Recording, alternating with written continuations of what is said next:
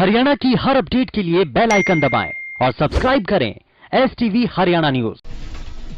कुरुक्षेत्र की कंबोज धर्मशाला में भारतीय किसान यूनियन के देश भर से 8 राज्यों के 24 किसान संगठनों ने बैठक की। इस बैठक में कृषि कानूनों के खिलाफ आगामी रणनीति बनाई गई।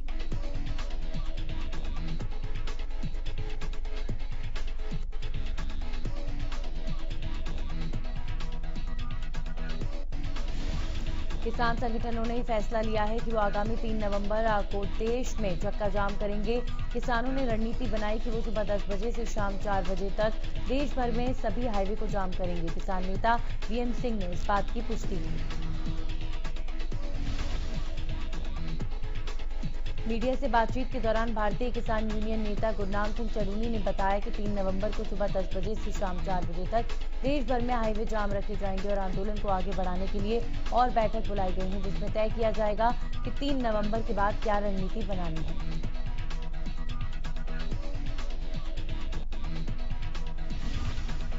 कृषि कानूनों के विरोध में रतिया के कई गांवों के लोगों ने बड़ा फैसला लिया। ग्रामीणों ने गांव में जेजेपी बीजेपी की नो एंट्री के पोस्टर लगाए हैं।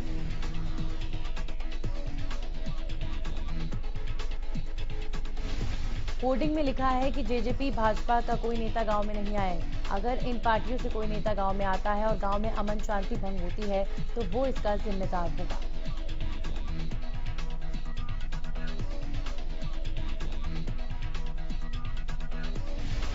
गांव के गुरुद्वारे में ग्रामीणों द्वारा की गई बैठक में ये फैसला लिया गया। जानकारी दे दें कि यहां के ग्रामीण कृषि कानूनों से बेहद खफा हैं।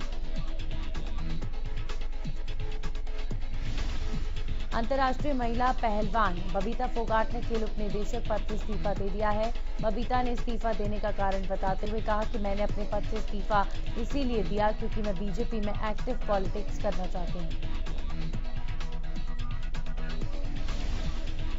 उन्होंने कहा कि अभी बड़ौदा और बिहार के चुनाव है, पार्टी के प्रचार के लिए काम करूंगी। उन्होंने कहा कि सरकारी पद पर रहते मैं पार्टी के लिए एक्टिव पॉलिटिक्स नहीं कर सकती। अगर पार्टी मुझे चुनाव लड़ाने का मौका देगी उसके लिए मैं तैयार हूं।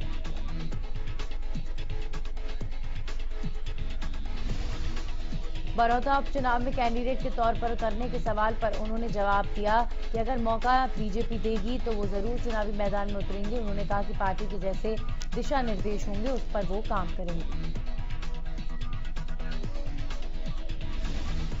प्रदेश में कोरोना के मामलों में बढ़ोतरी दर्ज की गई। पिछले 24 घंटे में 1284 नए मामलों की पुष्टि की गई। वहीं गुरुग्राम में 264 और फरीदाबाद में 182 नए मामले दर्ज किए गए हैं।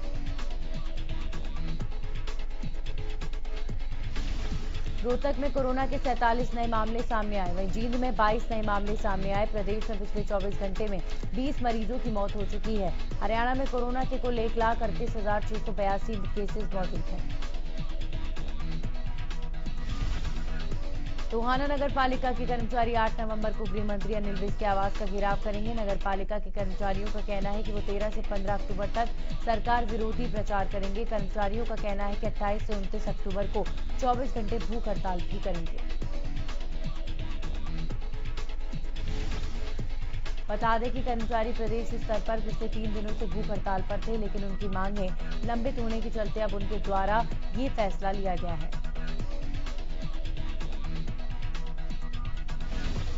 कर्मचारियों की मांग है कि उनकी अन्य लंबित मांगें पूरी की जाएं और 5 तारीख को नगर पालिका से जुड़े कर्मचारी और अधिकारियों का वेतन देना सुनिश्चित किया जाए।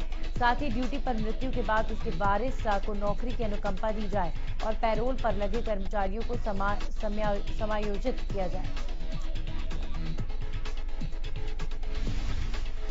प्रदेश के सूचना जनसंपर्क और भाषा विभाग के महानिदेशक PC मीणा ने एक समीक्षा बैठक की। इस दौरान उन्होंने संबंधित अधिकारियों, सिविल इंजीनियरों और आर्किटेक्ट को निर्देश दिए कि वो अंबाला कैंट में बनाए जा रहे युद्ध स्मारक का काम जल्द पूरा करें।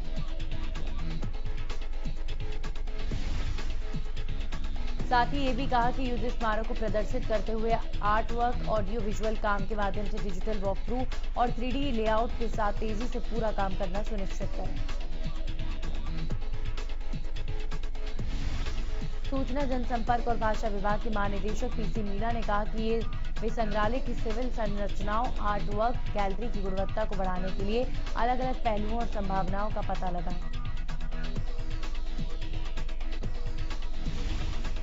उन्होंने अधिकारियों को थीम निर्धारित करने और 1857 के स्वतंत्रता संग्राम में शहीदों की संस्कृति, परंपरा और उनके योगदान को चित्रित करने के लिए व्याख्या केंद्र, संग्रहालय, memorial hall, open air theatre और लाइट एंड साउंड शो का विजुअलाइजेशन करने के भी निर्देश दिए हैं। गोहाना में भीषण सड़क हादसे में 3 लोग जिंदा जल गए। हादसा तब हुआ जब खानपुर काकाना रोड पर एक ट्रैक्टर ट्रॉली और वैगनार कार में टक्कर हो गई। आग लगने का कारण वैगनार कार में सीएनजी किट लगी हुई थी।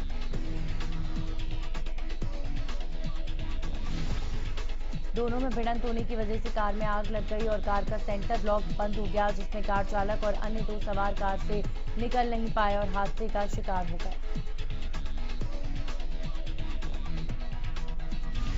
किसी राहगीर ने अग्निशमन और पुलिस को इस कार में आग लगने की सूचना दी। सूचना पाते ही पुलिस और अग्निशमन की गाड़ी मौके पर पहुंची और लगी कार में आग को बुझाया गया।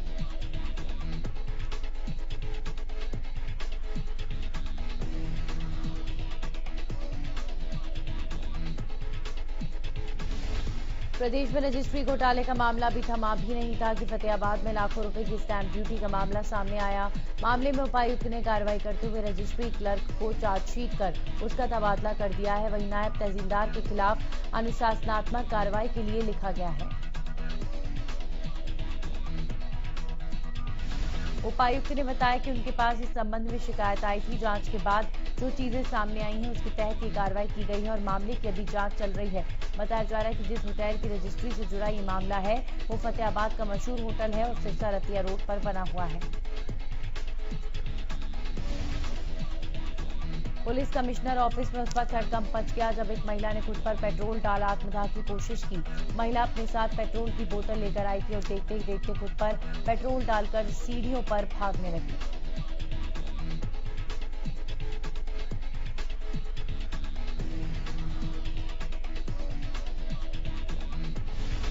गनीमत रही कि समय रहते पुलिसकर्मियों ने महिला के हाथ से माचिस लेकर बड़ा हादसा होने से तो बचा लिया, लेकिन पुलिस कमिश्नर ऑफिस में इस घटना ने हड़कंप मचा दिया। जानकारी दे दें कि मामला पहले शादी का झांसा देकर दुष्कर्म करने का है। पीड़िता का कहना है कि आरोपी उसके साथ शादी का झांसा देकर बार बार दुष्कर्म करता है। वहीं पुलिस का कहना है कि दोनों अलग अलग थानों में कई बार शिकायत दर्ज करा चुके हैं। बहरहाल पुलिस मामले की बारीकी से जांच करने में जुटी है और आरोपी की जल्द गिरफ्तारी की बात बोली गई है। गुरुग्राम में बीजेपी प्रदेश अध्यक्ष ओपी धनखड़ ने गुरुग्राम में रह रहे पूर्वांचल के लोगों से मुलाकात की। इस बैठक में बिहार विधानसभा चुनाव को लेकर चर्चा की गई और पूर्वांचल प्रकोष्ठ के तमाम सदस्यों से कहा गया कि वे बिहार में रह रहे अपने रिश्तेदारों को जागरूक और बीजेपी की तरफ से किए गए विकास कार्यों के बारे में जानकारी दें। कोरोना महामारी फैलने की वजह से हरियाणा में अभी तक स्कूल सही तरीके से नहीं खुल पाए। हालांकि सरकार ने ऑनलाइन व्यवस्था बेशक की है। इस व्यवस्था के बाद छात्रों की कक्षाएं घर पर बैठकर मोबाइल के माध्यम से लगाई जा रही हैं। बच्चों को डाउट क्लास के लिए ही स्कूल में आने की अनुमति है। अब बोर्ड बच्चों के लिए खुशखबरी लेकर आया है। हरियाणा में पढ़ने वाले बच्चों के सिलेबस में 30% की कमी की गई है, जिसकी जानकारी बोर्ड ने अपनी वेबसाइट पर डाल दी है।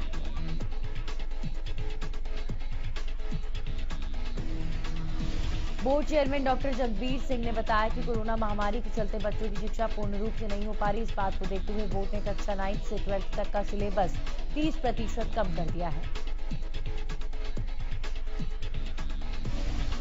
बोर्ड चेयरमैन ने बताया कि बच्चों और अध्यापकों को दिक्कत ना हो, इसके लिए सिलेबस बोर्ड की वेबसाइट पर भी डाल दिया है। उन्होंने कहा कि अध्यापकों को भी बताया जा रहा है कि वे घटे हुए सिलेबस के हिसाब से ही बच्चों को पढ़ाई करवाएं।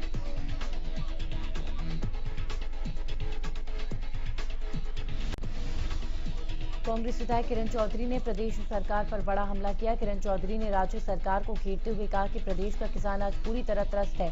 मंडियों में धान की फसल भी फ्री पड़ी है और उसका खरीदार नहीं मिल रहा।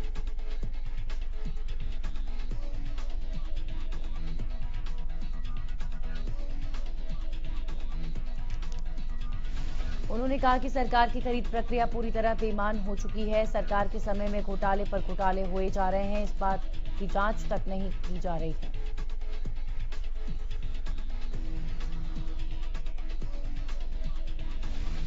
सिरसा जिले में नगर पालिका कर्मचारी संघ और फायर कर्मचारियों ने मांगों को लेकर सरकार के खिलाफ मोर्चा खोल दिया है। प्रदर्शनकारी लगातार अपनी मांगों को लेकर हड़ताल पर बैठे हैं। प्रदर्शनकारियों की मांग है कि 1046 फायर ऑपरेटरों की भर्ती रद्द की जाए। सभी पालिका परिषदों, निगमों और मार्केट कमेटियों के ठेके पर काम करने वाले कर्मचारियों को पेरोल पर लिया जाए। 1366 फायरमैनों और फायर चालकों को फायर ऑपरेटरों के पदों पर समायोजित किया जाए। टोहाना उपमंडल के 4 गांव समेत 8 जगहों पर किसानों द्वारा पराली जलाने का मामला सामने आया है। कृषि विभाग ने किसानों पर कार्रवाई को लेकर सदर पुलिस को सूचना दे दी है। पुलिस ने चारों गांव के किसानों के खिलाफ मामला दर्ज कर जांच शुरू कर दी है।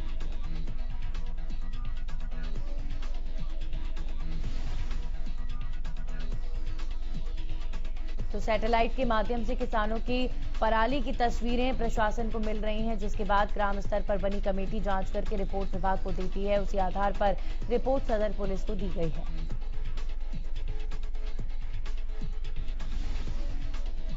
उन्होंने बताया कि गांव डांगरा, गांव भिड़ाई खेड़ा, जमालपुर, पेरथला समेत 8 जगहों की लोकेशन मिलने पर सूचना पुलिस को दी गई है। थाना प्रभारी जय भगवान ने बताया कि पराली जलाने वाले 4 गांव के किसानों के खिलाफ मामला दर्ज कर जांच शुरू कर दी है। करनाल में पराली जलाने को लेकर प्रशासन पूरी तरह से सतर्क है। प्रशासन की तरह पहले किसानों को समझाया गया था कि फसल के अवशेषों को ना जलाएं। इससे जहां एक तरफ हवा में पराली का धुआं घुलता है, वहीं दूसरी तरफ जमीन की उर्वरक शक्ति खत्म हो जाती है।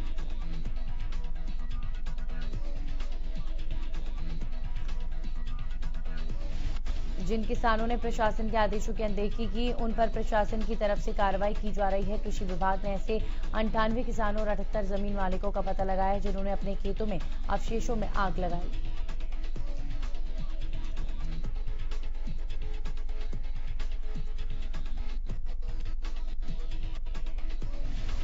तीन कृषि कानूनों के खिलाफ किसानों का धरना तीसरे दिन भी जारी रहा। किसानों और पुलिस प्रशासन के बीच बनी सहमति के बाद शहीद भगत सिंह स्टेडियम के समक्ष धरना शुरू किया गया। धरना स्थल पर किसान नेताओं ने बैठक कर आगामी रणनीति बनाई।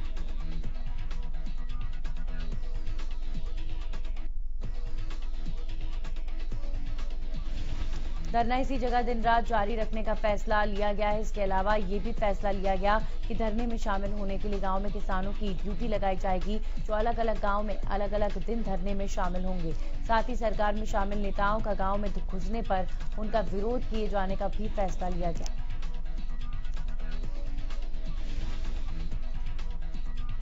सोनीपत पहुंचे नैलो नेता अभय चौटाला ने एक बार फिर कृषि कानूनों को लेकर सरकार पर निशाना साधा। अभय ने कहा कि 3 बिलों को लेकर सरकार किसानों को बर्बाद करना चाहती है। सरकार स्वामीनाथन की रिपोर्ट लागू करने का दावा भूल गई है।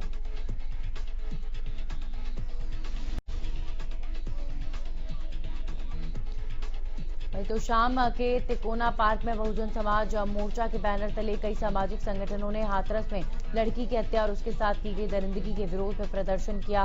प्रदर्शनकारियों ने इससे पहले तिकोना पार्क में मृतका को श्रद्धांजलि अर्पित की, जिसके बाद प्रशासन के खिलाफ जमकर नारेबाजी की गई।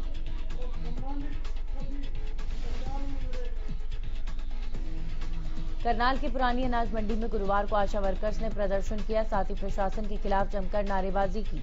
अपनी कई मांगों को लेकर आशा वर्कर इकट्ठा हुई हैं, जिसमें आशा वर्कर्स और एनएचएम को स्थायी करने की मांग की गई है।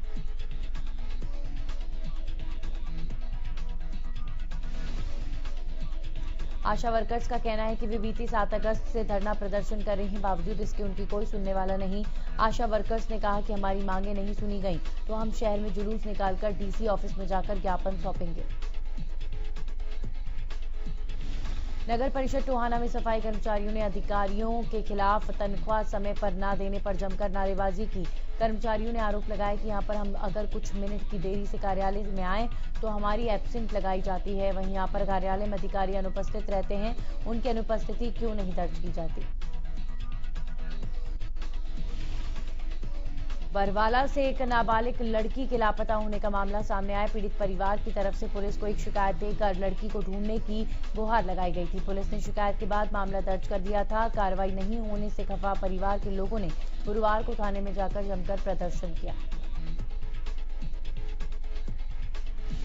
कोरोना महामारी के चलते श्याम बाबा के दर्शनों को तरस रहे श्याम भक्तों के लिए खबर अच्छी है। एक बार फिर से अब चुलकाना धाम स्थित श्याम बाबा के सीधे दर्शन उनके भक्त कर पाएंगे।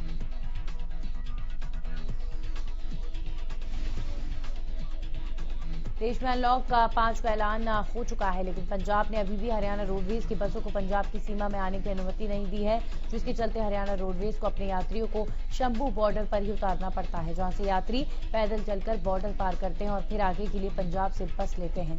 इसके चलते यात्रियों को परेशानी भी होती है और साथ ही उन्हें किराया भी ज्यादा देना पड़ता है।